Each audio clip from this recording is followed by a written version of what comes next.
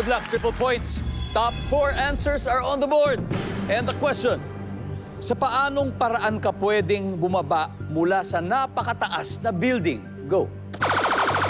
Voltaire. Elevator. Pwera lang kung may sunog. Pag may sunog, hindi pwede yan. O kaya earthquake, pag may fire drill. Elevator. Top answer.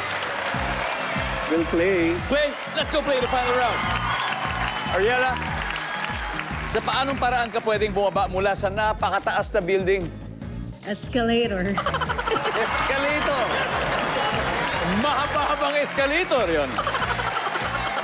O kaya, maraming escalator. Pwede naman yan. Di ba sa malls? Escalators. O, sa mall, maraming escalator per floor. Escalator. Lia, sa paanong paraan ka pwedeng bumaba mula sa napakataas na building?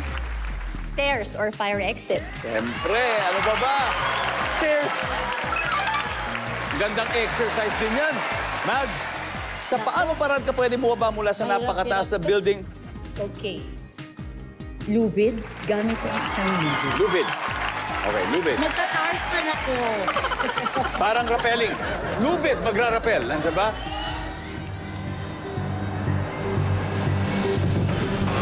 Wala! Voltaire, may chance pa. Sa paanong paraan ka pwedeng bumaba sa napakataas na building? Fire escape. Fire escape. Tatalon ka sa fire escape.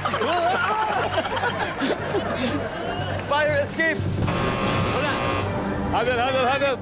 Halina. Kailangan makuha mo to. Sa paanong paraan ka pwedeng bumaba mula sa napakataas na building? Parachute. Parachute. Why na? Mataas, di ba? May baon kang parachute. Isipin mo, bawat isang tao may parachute kapag nagtatrabaho ka sa building na mataas. Parachute daw, sabi nila, parachute. Bakit? Yun di ba yung sasagutin niyo dapat?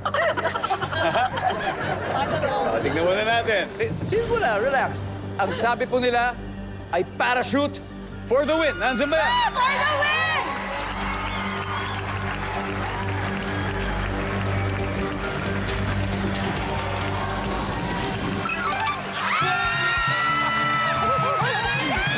Parachute nga!